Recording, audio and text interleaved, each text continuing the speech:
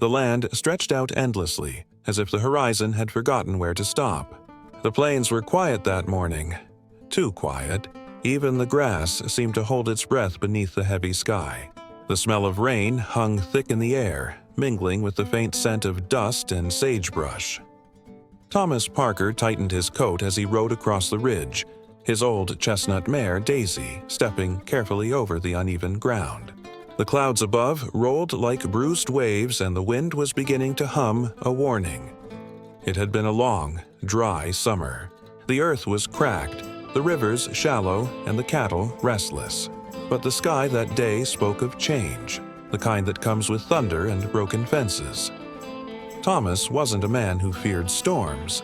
He'd lived through plenty of them, both the ones that tore roofs off barns and the kind that tore pieces out of people. Years ago, when he was still a younger man, storms had taken more than fences. They'd taken his wife, Claire, a carriage accident on a flooded road. It was the sort of story people whispered about in town but never spoke to his face. Since then, the storms had never sounded the same to him. They were ghosts now, full of memories and unfinished conversations. He rode on, letting Daisy's hooves drum a steady rhythm against the dampening soil. The ranch was a mile behind him, the creek another half-mile ahead. He was checking the far fences before the rain made the ground impossible to cross, but halfway down the slope he noticed something strange. A movement in the grass, small, uncertain. At first he thought it was a coyote, thin, low to the ground. But when he pulled the reins and looked closer, the shape became clearer. Small legs, a narrow neck, a flick of a tail, a foal. He frowned. There shouldn't have been any young horses near this part of the land. The wild herds had moved north weeks ago. The foal stumbled again, collapsing into the wet grass. Thomas felt his chest tighten. He dismounted quickly, boots sinking into the soft earth. As he approached, the wind shifted, carrying a faint whimper. Not loud, but sharp enough to pierce through the rush of air. She was barely alive. Her coat, once likely pale brown, was now darkened with mud and rain. Her sides heaved shallowly, her breaths thin and uneven. The umbilical scar was still visible on her belly. She couldn't have been more than a week old. Thomas knelt beside her, his hands steady but his heart racing. "Easy there," he murmured. "It's all right, little one." Her ears twitched, but she didn't move. Her eyes, wide, wild, and full of terror, locked onto his for a brief moment before she turned her head away. There were no tracks nearby, no mare calling in the distance, no herd. Whoever her mother had been, she was gone. Thomas looked around. The land stretched empty in every direction, and the first drops of rain began to fall. He pulled off his coat and draped it over the tiny body. She flinched at first, a weak kick of protest, but then she went still again. "Damn," he whispered, glancing at the sky. The storm was coming faster now, a wall of gray rolling across the plains. He didn't think twice. He lifted her carefully, feeling the fragile bones beneath her skin. She weighed almost nothing. Daisy snorted as he approached, uneasy at the scent of fear and wet earth. But she stood still as he mounted, holding the foal tight against his chest. By the time he turned toward home, the wind had risen into a full howl. Rain came in sheets, cold, stinging, relentless. Lightning flashed over the hills, each strike echoing through the valley like a drumbeat of the gods. Thomas leaned low over Daisy's neck, whispering, urging her on. The ride back to the ranch was a blur of thunder and breath. He couldn't see more than 10 feet ahead, but he didn't stop. He couldn't stop. When they finally reached the barn, he swung down, kicked the doors open, and carried the foal inside. The smell of hay and damp wood filled the air. The lantern light flickered against the walls as he laid her down on a bed of straw. She didn't move. Her chest rose and fell, barely. Thomas grabbed a dry blanket, rubbed her sides, trying to stir warmth into her body. "Come on, girl. Stay with me," he muttered.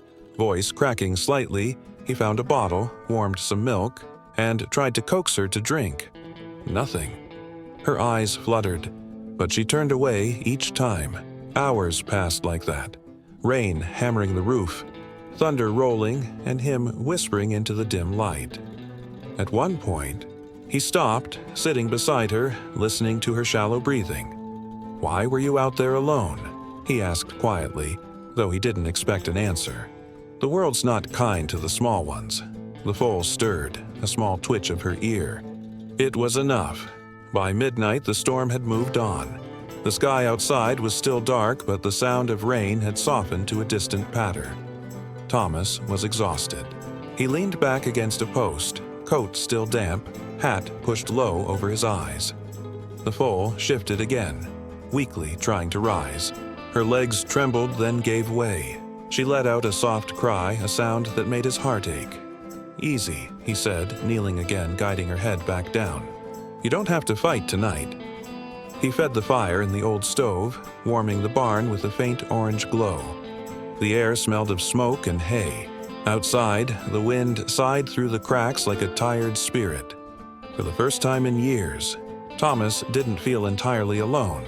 He didn't understand it. Maybe it was the helplessness in her eyes, or the way she had survived when she shouldn't have. But something inside him, something that had been quiet since Claire's death, stirred again. Hope. When dawn came, the light was soft and gray. Mist rolled off the pastures and the ranch was quiet. Thomas woke to the sound of hooves shifting in the straw. The foal was standing. Barely, but standing. Her legs shook beneath her, her head lowered. When she saw him move, she flinched but didn't fall. He smiled. Small, tired, but real. "Well, I'll be damned," he whispered. "You're a fighter." He filled a small bucket with warm milk and set it near her. This time she sniffed it, then slowly, hesitantly, began to drink. Thomas sat down beside her, exhaling deeply. The rain had washed the land clean, and in that stillness, something new had begun. Outside, the first rays of sunlight touched the wet grass, turning it into a field of silver. Inside the barn, life stirred again. Fragile, uncertain, but alive. Thomas reached out, resting his hand on her neck. She didn't pull away. "Welcome home, little one," he said softly. The foal lifted her head, eyes half open, and in that quiet moment, between man and beast, between loss and chance, the storm finally ended.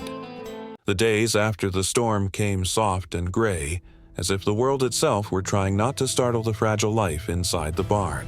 Mist rolled low across the fields, clinging to the fences like old memories that refused to leave. The air smelled of damp hay and new beginnings. Thomas Parker woke before dawn, the way he always did. The habit had been carved into him long before his hair began to turn silver. But this morning was different. He didn't wake to the silence of an empty house or the echo of his own footsteps. He woke to the quiet sound of breathing. Light, rhythmic, fragile. The foal was still there, curled up in the straw, her coat now dry but dull from the mud and rain. She was sleeping deeply, her small chest rising and falling. For a moment, Thomas simply watched. It had been years since he'd had company that didn't come with words or expectations. The ranch had been quiet for too long. Too clean, too still. He hadn't realized how empty it was until now. He poured himself a cup of coffee, black as the sky outside, and stood by the barn door, watching the sunrise smear colors across the horizon. Gold, orange, then pale blue. "Morning, little one," he said softly, turning back toward the stall. "Looks like you made it through the night." The foal's ears twitched at his voice. Her eyes fluttered open, cautious, uncertain. When she saw him move, her muscles tensed, but she didn't try to run. Trust, he thought, isn't built in a day. He stepped closer, slow and steady, and placed a small bucket of warm milk beside her. The foal sniffed the air, then inched forward, her nose trembling. "That's it," he murmured. "You're safe here." Her first steps were shaky, legs thin as reeds. But she managed to reach the bucket, and when she began to drink, Thomas felt something inside him ease, a knot of worry that had been twisting since the storm. He didn't have a name for her yet. It didn't feel right to name a creature until she had a bit of life in her eyes. until she showed him who she was. Over the next few days, he fell into a rhythm he hadn't known he missed. The mornings started with feeding the cattle, checking the fences, fixing what the storm had broken. And every time he returned to the barn, the foal was waiting, sometimes lying down, sometimes standing, sometimes just watching him with those impossibly deep eyes. He spoke to her more than he realized, about the weather, the pasture, the market in town, things she couldn't possibly understand. But that didn't matter. She listened better than most people ever had. By the end of the first week, she had begun to follow him. Not close, but near enough to show that she wanted to understand who this man was that brought her food and warmth. "Guess you're curious, huh?" he said one morning, turning to find her standing in the doorway, sunlight spilling over her back. Her coat had begun to shine again, pale brown with a streak of white down her forehead. When the light hit her just right, she looked like a creature made of dust and dawn. He smiled, the first true smile in months. "Well," he said, "can't keep calling you little one forever. You need a name." He leaned against the stall door, thinking. "Stormy?" He tried. "No, that's too easy. Dawn." The foal flicked her tail and turned her head away, unimpressed. "All right, not Dawn," he chuckled. "You've got a bit of spirit, don't you?" She snorted, as if to confirm it. "Spirit," he repeated quietly. "That's what you are." He smiled. "Spirit it is." From that day on, she was no longer just a foundling. She was Spirit, a name that carried both the storm that brought her and the life that survived it. As the days turned into weeks, the world began to thaw. The last frost melted off the fences, and the air filled with the scent of wet earth and blooming sage. Thomas worked from dawn till dusk, repairing what the winter had left broken. But no matter how long the day, he always ended it in the barn, brushing Spirit's coat, talking to her as the sun sank behind the hills. She grew stronger each day, her legs firm, her steps sure. Yet she was still skittish, a creature of caution. The sound of thunder made her tremble. A sudden movement would send her retreating into the shadows. Thomas understood. Fear wasn't something you could erase. You could only show it that it didn't rule you anymore. One afternoon, as the wind carried the smell of rain again, he decided to take her outside for the first time. "All right, Spirit," he said, looping a soft rope around her neck. "Let's see what the world looks like today." She hesitated at the threshold, the bright light of the open field reflecting in her eyes. The grass swayed gently, green and gold. Birds darted between the trees. It was all too big, too loud. Thomas didn't pull. He just waited. After a long moment, Spirit took a single step forward, then another, and then, suddenly, she was walking beside him, small, cautious, but willing.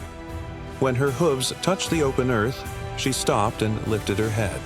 The breeze ruffled her mane. She closed her eyes and breathed in deeply, as if recognizing something ancient and familiar. Thomas felt it too. The land had a way of talking, not with words, but with silence that carried meaning. "You belong here," he said quietly. "Same as me." For the first time since the storm, the ranch didn't feel like a graveyard of memories. It felt alive again. That night, when he returned her to the barn, he stayed longer than usual. He sat on an old crate, the lantern light flickering across his face, and began to speak. Not small talk this time, but truths he hadn't said aloud in years. "I used to think storms only took things away," he said. "Claire used to tell me they bring life too if you wait long enough." He smiled faintly.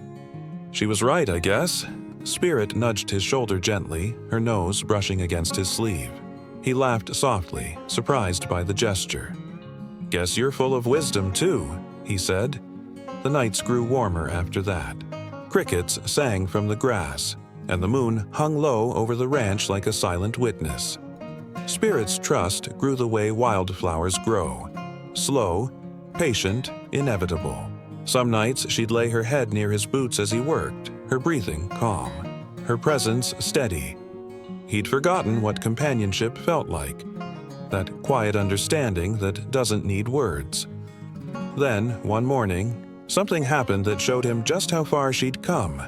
A thunderclap rolled across the hills, sharp and sudden. Spirit froze, muscles trembling. Thomas turned immediately, ready to calm her. But before he could speak, she looked up at him. Just looked, and didn't run. He stepped closer, hand outstretched, and she leaned into it. That simple act broke something open inside him. Trust wasn't just a feeling. It was a bridge, a fragile, living thing built one heartbeat at a time. Weeks passed. The ranch began to hum with life again. Birds nested in the eaves, wildflowers colored the fields, and Thomas found himself whistling as he worked. The townsfolk noticed, too. At the feed store, someone asked, "You look lighter these days, Parker. Finally sleeping better?" Thomas just smiled. Something like that. He didn't tell them about Spirit. Not yet. She was still his secret, the quiet proof that life had a way of circling back when you least expected it. Every evening, as the sun melted behind the hills, he'd watch her run across the pasture. Faster now, mane flying, tail streaming like a banner. Her movements were wild and graceful, full of strength that came from survival. Sometimes he thought of Claire watching from somewhere beyond the horizon. She'd always believed that kindness, even to a single creature, could heal something broken in the world. He finally understood what she meant. By the time summer's first heat arrived, Spirit had grown into a young horse, lean, bright-eyed, unafraid. Thomas had built a new corral, stronger than before, and each morning she'd meet him at the gate, ready for the day. Their bond had become wordless. She no longer flinched at his touch. She followed his voice, trusted his rhythm. He still didn't ride her. Not yet. That would come in time. Trust wasn't something you rushed. One evening, as the sky blazed with gold and violet, Thomas sat on the fence, watching her graze in the distance. "You know," he said aloud, "you saved me as much as I saved you." Spirit lifted her head, ears flicking toward him.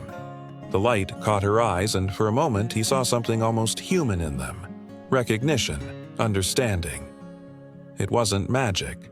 It was something older, deeper, the quiet bond between two lost souls who had finally found home again. The summer sun came early that year. It burned across the plains like a golden tide, washing everything in light and heat. The grass swayed in waves of green and yellow, and the sky stretched so wide it felt like it could swallow time itself. Thomas Parker stood by the fence, one hand resting on the old wooden post, the other shielding his eyes from the glare. Out in the field, Spirit was running, faster than she ever had before. Her muscles rippled beneath her gleaming coat, her mane catching the sunlight in ribbons of fire. Every stride was a promise kept, proof of what patience, love, and second chances could build. It had been almost a year since the storm, a year since he'd found her broken and trembling beneath the rain. Now, she was power itself, alive, wild, and utterly beautiful. Thomas felt a swell of pride rise in his chest, mixed with something softer, something almost painful, the knowledge that someday soon he'd have to let her go. Freedom, true freedom, wasn't something you could give in half measures. It was all or nothing. The mornings were still the best part of his days. He'd wake before dawn, pour himself a cup of black coffee, and step outside into the cool, dew-scented air. The world would be quiet, save for the sound of birds and the distant rustle of Spirit's hooves moving through the pasture. She always came to him when he called, not because she had to, but because she wanted to. That, he thought, was the truest form of loyalty, the kind that was never forced. "Morning, girl," he'd say, patting her neck as she leaned close. "You keeping an eye on the cattle for me?" She'd snort softly, brushing her nose against his sleeve. In those moments, he saw his younger self reflected in her, full of fight, full of unspoken things. He hadn't realized until now how much the ranch had become alive again because of her. The fences gleamed, the grass grew thick, and the air no longer felt heavy with ghosts. Even the neighbors had begun stopping by again, dropping off seed or sharing stories. And yet, beneath all that warmth, he felt the quiet pull of inevitability. Spirit was growing restless. It started subtly, a twitch of her ears, a glance toward the hills. She would run farther each day, exploring the outer edges of the ranch as if testing invisible boundaries. Thomas noticed. He didn't try to stop her. Freedom, after all, was what she'd been born into. Before the storm, before the fear, she belonged to the open land, not to fences. Still, each time she galloped toward the horizon, a part of him tightened, afraid she might not return. One afternoon, while mending a gate near the southern field, he saw her standing on a ridge, tall, proud, her silhouette cut against the sky. Behind her, the plains stretched endless and golden. For a long moment, she didn't move. Then she turned her head and looked back at him. Their eyes met across the distance. Something passed between them, an understanding that words could never touch. Then, without hesitation, she galloped down the hill and straight toward him, kicking up dust as she came. When she stopped a few feet away, she nuzzled his shoulder gently. Thomas smiled, hiding the ache in his chest. "Guess I can't keep you forever, huh?" She exhaled, a soft snort, her breath warm against his hand. That night, the sky turned dark with thunderclouds again, the first storm since the one that had brought her to him. The wind howled through the trees, shaking the barn doors. Lightning split the sky in jagged streaks. Thomas sat by the window, watching, listening. Every crack of thunder pulled memories from the shadows. That night, the rain, her fragile body trembling in his arms. But this time was different. This time, he wasn't afraid. Out in the barn, Spirit stood calmly, her head lifted high, her eyes bright in the flashes of light. She didn't tremble anymore. He stepped outside, rain pelting his face, boots sinking into the mud. When he reached her, she turned and nuzzled his chest, unafraid. "Looks like you're not the scared little thing I found anymore," he said, brushing his hand over her mane. "You've got fire now." He opened the barn doors wide and looked out into the storm. Rain swept across the fields in silver sheets. The thunder rolled deep and powerful. He whispered, "You were born in this. Don't ever forget it." Spirit stepped forward, ears flicking, and then, to his amazement, walked straight out into the storm. She didn't run. She didn't hide. She simply stood there, rain soaking her coat, head lifted toward the sky. Lightning flashed behind her, framing her in white fire. In that moment, she looked like something ancient, something that belonged not to man, but to the wind itself. Thomas felt tears burn in his eyes, though he didn't know why. Maybe it was pride. Maybe it was the quiet ache of letting go. The next morning, the world smelled of new beginnings. The storm had passed, leaving puddles in the grass and diamonds of water clinging to every blade. Spirit stood in the pasture, steam rising from her coat as the sun broke through the clouds. Thomas approached quietly. "Well," he said, "you weathered that one better than I did." She turned, eyes bright, and for a moment she pressed her forehead against his chest. It was a gesture she'd never done before, gentle, deliberate, final in its own way. He rested his hand on her neck, heart heavy and full all at once. "You're telling me it's time, aren't you?" he whispered. She didn't move, but he knew. That evening, he opened the outer gate. The hills rolled out before them, vast and wild, stretching farther than the eye could see. Beyond them lay the open plains where the wild herds still roamed, free and untamed. Spirit stood beside him, watching the horizon, her ears flicking in the soft wind. He reached up and untied the rope from her neck. "For what it's worth," he said, voice rough with emotion, "you gave this old man a reason to get up every morning. Don't you go forgetting me out there," she snorted softly, brushing her nose against his arm one last time. Then she stepped forward. One stride, then another, and then she was running, faster than he'd ever seen her move, mane flying, hooves pounding the earth like thunder.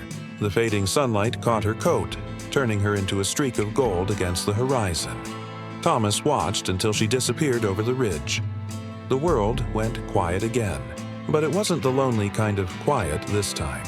It was peaceful. the kind that fills spaces, not empties them.